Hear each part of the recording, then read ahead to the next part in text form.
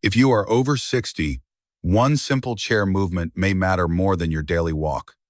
That goes against everything you have been told. Walk more, stay active, keep moving. But here is the reality. Many people walk every single day and still lose leg strength year after year. Their knees get weaker, their balance fades, and one day they realize they no longer feel steady on their own feet. If your knees hurt when you stand up, if you feel unsteady on uneven ground, or if you catch yourself reaching for support, this is exactly your situation. Walking is good, but it only bends your knee about 20 degrees. It never trains the full strength, control, and stability your body actually needs. It does not train the muscles that stop a fall. A clinical study in the Journal of Physical Therapy Science showed that targeted exercises improve function and reduce pain more effectively than walking alone over 12 weeks. So today, I am going to show you 5 precise exercises that fix what walking misses. Each one targets a specific weakness that develops after 60. You can do all of them in about 10 minutes. No gym, no equipment, just simple movements that actually work. Stay with me until the end, because each exercise fills a gap walking cannot fix. And before we start, comment your name and where you are watching from. Let's begin. Walking keeps you moving, but it does not build the kind of strength your body now depends on. Here's the hard truth.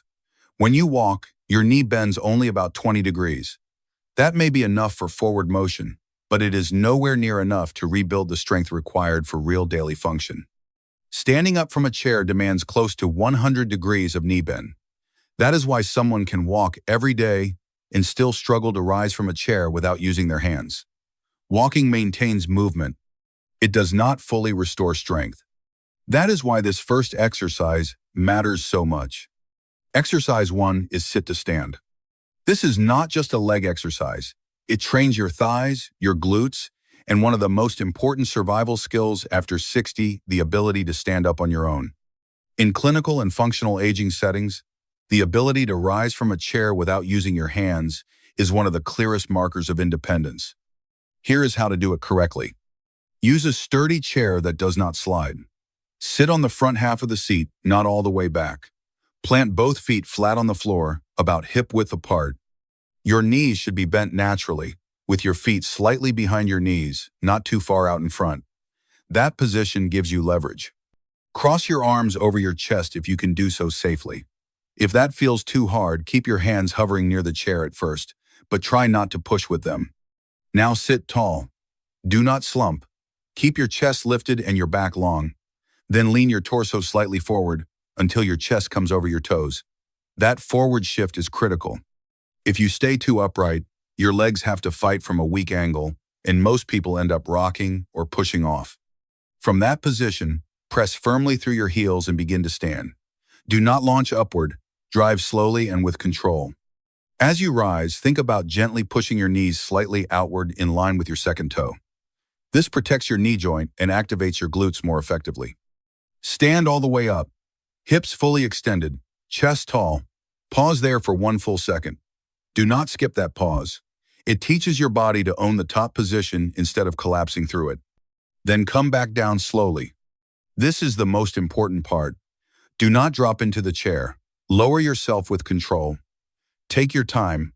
Let your hips move back as if you are reaching for the chair behind you. Keep your chest forward enough to stay balanced. Your knees should keep tracking in line with your toes, not caving inward. Descend slowly until you touch the chair and sit down with control. That lowering phase is where the real strength is built.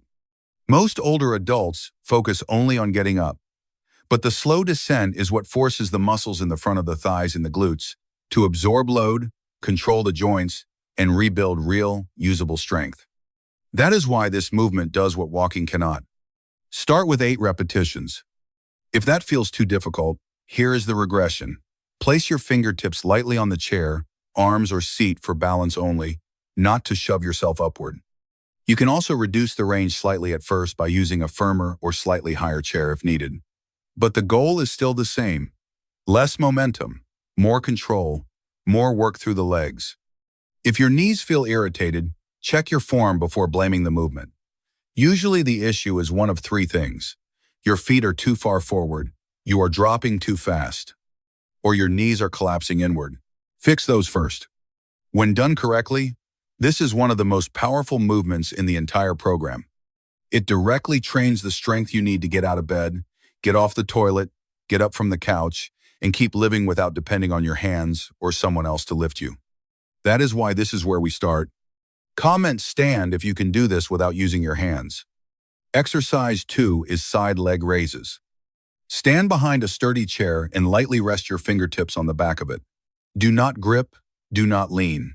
You are only using it for balance, not support. Place your feet about hip-width apart, shift your weight onto one leg, and keep a slight bend in that standing knee. Do not lock it. That small bend allows your muscles to stay active and responsive. Stand tall, chest up, eyes forward. Now slowly lift your opposite leg out to the side, not forward, not backward, directly out to the side. Lift only to a comfortable height, usually around 12 to 18 inches. Going higher does not make it better. Control is what matters. Keep your toes pointing straight forward the entire time. This is critical. If your toes turn upward toward the ceiling, you are no longer targeting the right muscle. You are shifting the work away from where it needs to be. At the top, hold for about 2 seconds. Feel the outside of your hip working. Then lower your leg slowly back down with full control. Do not let it drop. Watch your body closely. Your hips must stay level. Your torso must stay upright. If your hip lifts or your body leans to the side, you are compensating and losing the benefit of the movement. Imagine you have a full glass of water resting on your hip. If your hip tilts or lifts, that glass spills. Keep everything steady and level. Complete 10 slow, controlled repetitions on one side, then switch. If this feels unstable, that is a good sign. That instability is your body relearning control. If it feels easy, slow the movement down even more and hold longer at the top. Comment side if you feel your hips working. Most people think falls happen because they trip forward. That is not what usually happens. The majority of serious falls after 60 come from a sideways loss of balance. A small misstep on an uneven surface, a wet floor, a curb you did not fully see. Your body shifts slightly to the side, and there is nothing strong enough to catch you. Walking trains you to move forward, step after step in a straight line, but it does almost nothing to strengthen the muscles that stabilize you side to side. And the most important muscle for that job is one most people have never even heard of, the gluteus medius on the outer side of your hip. When that muscle is weak, your body cannot control lateral movement. That is when a simple sideways shift turns into a fall. That is why this exercise matters. It trains the exact muscle that catches you when you lose balance. Exercise 3 is wall plank. Stand facing a wall at about one arm's length. Place your forearms flat against the wall at shoulder height. Your elbows should be bent at about 90 degrees and positioned directly under your shoulders. Now step your feet back slowly. As you move back, your body should begin to form a straight diagonal line from your head down to your heels. Stop when you feel your core engage, but you can still control the position. Press your forearms gently into the wall. Keep your shoulders down, not shrugged. Keep your neck relaxed. Now tighten your core by drawing your belly button slightly inward. At the same time, lightly squeeze your glutes. This is what locks your body into one solid line. Check your alignment. Your head, shoulders, hips, and heels should stay in a straight line. Do not let your hips drop. Do not let your lower back arch. Hold this position for 20 to 30 seconds. Breathe normally the entire time. Do not hold your breath. If you start to feel this in your lower back instead of your core, correct it immediately. Slightly tuck your pelvis as if you are shortening the distance between your ribs and your hips. This shifts the load out of your lower back and directly into your core where it belongs. If this feels too easy, step further away from the wall. If it feels too hard, step closer. Adjust the angle, but never lose control. This is not about how long you can last. It is about how well you can hold the position. Comment core if you feel your abs turn on. Many people walk every day and still deal with lower back pain. They assume walking is the problem. Most of the time, it is not. The real issue is that the core is not doing its job. When your core is weak, your lower back is forced to absorb load. It was never designed to handle. A study published in the Journal of Physical Therapy Science showed that targeted core training reduced chronic lower back pain in older adults more effectively than walking alone over a 12-week period. That is what this exercise is solving. You are not just training your abs, you are taking pressure off your lower back. Exercise 4 is tandem stance. Stand next to a sturdy chair and keep one hand close to it, ready to assist if needed. You are not holding on yet, but it must be within reach for safety. Place one foot directly in front of the other so that the heel of your front foot touches the toes of your back foot. Imagine you are standing on a tightrope. Now stand tall. Keep your chest up and your eyes forward. Hold this position for about 20 to 30 seconds. You will feel your body start to wobble. That is not a mistake. That is the exercise working. Do not try to eliminate the wobble completely. Stay controlled, but allow those small corrections to happen. That is your nervous system actively adjusting and learning. If you feel like you are losing balance, lightly touch the chair and reset, then continue. After 20 to 30 seconds, switch your feet and repeat. Once this becomes manageable, you can increase the challenge. Close your eyes for 5 to 10 seconds while holding the same position. This removes visual input and forces your inner balance system to take over. Another progression is to slowly turn your head from side to side while maintaining the stance. Move slowly and stay controlled. This mimics real-life situations, like looking both ways before crossing a street. Comment balance if you feel this working. This is where most people have a realization. Balance is not just about strong legs. You can have decent strength and still fall. Balance is controlled by how fast and how accurately your brain communicates with your feet and your inner ear. As you age, that communication naturally slows down. This is called proprioceptive decline. That means your body reacts later than it should when you lose balance. Even a small delay can be enough to cause a fall. Walking does not train this system effectively. Your steps are predictable. Your feet are almost always close to the ground. Your body is not being challenged to react. A review published in Aging Research Reviews found that balance-specific neurological training reduced fall risk in older adults by up to 37%. That is what you are doing here. You are not just standing still. You are retraining your nervous system to respond in real time. And that is what keeps you on your feet when something unexpected happens. Exercise 5 is seated knee extensions. Sit on a sturdy chair with your back upright. Do not lean back or slump. Keep your chest lifted and your feet flat on the floor. Now slowly straighten one leg out in front of you. Lift it until your leg is parallel to the floor or as high as you can without pain. At the top, hold for a full 3 seconds. Do not rush this. You should feel a clear contraction in the front of your thigh. Then lower your legs slowly back down. Take at least 3 seconds on the way down. Do not let gravity drop it. Stay in control the entire time. Repeat this for 10 repetitions on one leg, then switch to the other side. At the top of the movement, gently point your toes slightly upward toward the ceiling. This activates the inner part of your quadriceps, the VMO, which helps stabilize your kneecap and support the joint. If this feels too easy, slow the movement down even more. If it feels uncomfortable, reduce the height slightly but keep the control. This is not about forcing range. It is about controlled activation. Comment knee if you feel this working. This is the movement most people overlook, and for many, this is the one that changes everything. If stairs have started to feel harder, if your knees feel stiff in the morning, or if you have been told you have arthritis, this is exactly where you need to focus. Here is why. Your knee joint does not have a direct blood supply.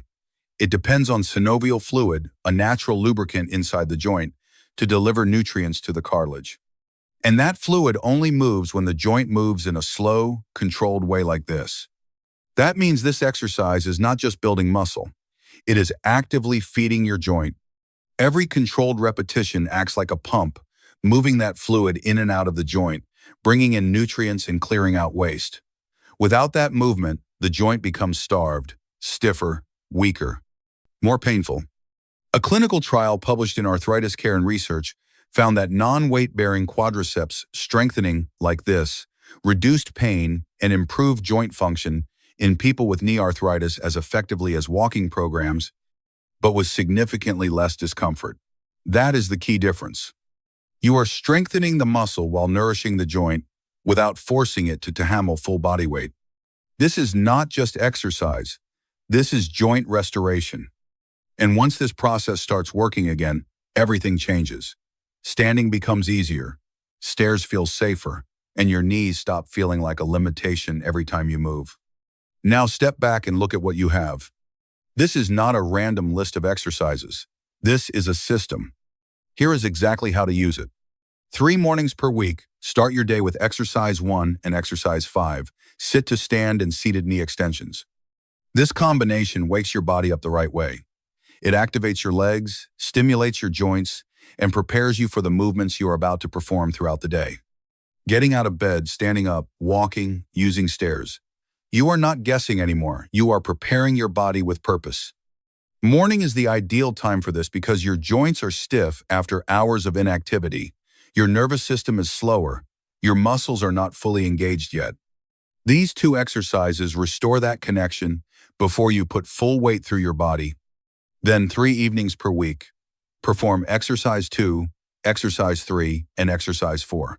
Side leg raises, side plank, and tandem stance. This is your stability and control work. This is where you rebuild balance, coordination, and the strength your body uses to protect you when something unexpected happens. Evening works better for this because your nervous system is more alert. Your body has been active throughout the day. This is when your brain and muscles communicate more efficiently, which is exactly what these exercises depend on. This structure is not random. It is built around how your body actually adapts. According to the American College of Sports Medicine, training a muscle group about 3 times per week is the optimal balance for adults over 50. Enough stimulus to trigger strength gains. Enough recovery time to allow your body to rebuild. That is what you are doing here. You are not overtraining. You are not undertraining. You are hitting the exact point where progress happens. And here is what matters most. You do not need a gym. You do not need machines. You do not need complicated routines. You need consistency. Because after 60, results do not come from doing more. They come from doing the right things, over and over again, with control. No gym, no equipment, no guesswork. Just consistency. Now, step back and look at what you have just built. Walking is still good. It supports your heart. It keeps you active. But now you understand the truth. Walking alone is not enough to maintain strength, balance, and independence after 60. These 5 exercises fill the exact gaps walking leaves behind. They train the strength to stand up, the stability to stay upright, the control to prevent a fall, and the joint function that keeps you moving without pain. Strength loss after 60 is common, but it is not automatic. What happens next is not decided by age alone. It is decided by what you do consistently from this point forward. You do not need long workouts. You do not need complicated programs. You need a few minutes a day, done the right way, over and over again. That is how strength comes back. That is how balance improves. That is how independence is protected. If this helped you, subscribe to the channel so you do not miss what comes next.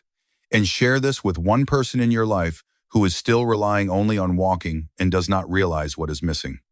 Because one share can make the difference between someone staying independent or slowly losing it. And if you have not seen part 1 yet, go watch it now. That is where the foundation begins.